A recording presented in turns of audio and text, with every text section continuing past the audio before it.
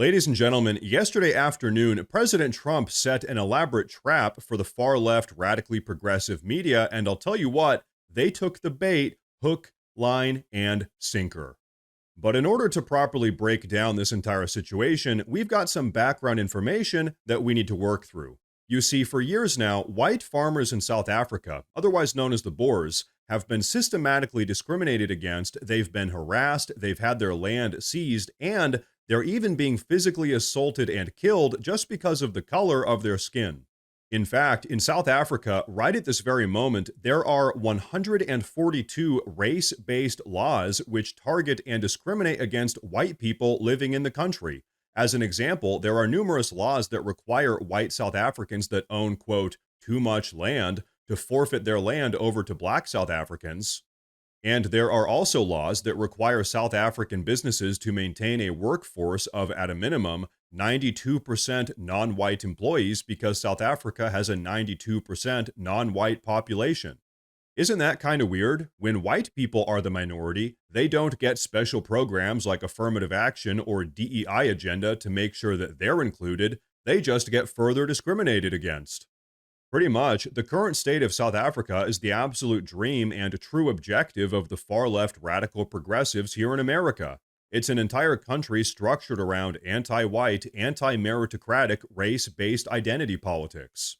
And so, speaking of the far-left radical progressives here in America, I'm sure you've all noticed that they've done every single thing they can to try to deny the plight and the struggle of these white South Africans. And so this, ladies and gentlemen, is where President Trump's genius plan enters the picture. You see, yesterday afternoon, President Trump summoned the president of South Africa, a man named Cyril Ramaphosa, to the White House for what he probably assumed would be a pleasant meeting about trade deals and economic aid packages. But in reality, President Trump had an entirely different idea in mind. In reality, what President Trump wanted to do was use this meeting with the president of South Africa to put the widely ignored South African anti-white genocide front and center on the world stage. And so that is exactly what President Trump did. And now, I want you all to take a look at how the start of this meeting unfolded, but before we get to that, I do want to say real quick that if you guys enjoy the daily news updates, please consider subscribing to the channel because it really does help a ton. But okay, take a look at this. Mr. President, we welcome white Afrikaner refugees here. Can you explain to Americans why it's appropriate to welcome white Afrikaners here when other refugees like Afghans, Venezuelans, Haitians have all had their protected status revoked? Well, this is a group, NBC, that is truly fake news. They ask a lot of questions in a very pointed way. They're not questions, they're statements. We've had tremendous complaints about Africa, about other countries too, from people. They say there's a lot of bad things going on in Africa, and that's what we're going to be discussing today. When you say we don't take others, all you have to do is take a look at the southern border. We let 21 million people come through our border, totally unchecked, totally unvetted. They came from all over the world. In many cases, they're criminals. They come from prisons. They come from mental institutions. They come from street gangs. They're drug dealers. So don't say that we didn't take them. We're taking. We're trying to get them out as fast as we can. And we're doing record business on that. And we just won a big case where we're allowed to send back hundreds of criminals to Venezuela. Just won that today in the Supreme Court. I'm happy to hear. But we do have a lot of people are very concerned with regard to South Africa, and that's really the purpose of the meeting, and we'll see how that turns out. But we have many people that feel they're being persecuted, and they're coming to the United States. So we take from many locations if we feel there's persecution or genocide going on. And we had a lot of people. I must tell you, Mr. President, we have had a tremendous number of people, especially since they've seen this. Generally, they're white farmers, and they're fleeing South Africa, and it's a very sad thing to see.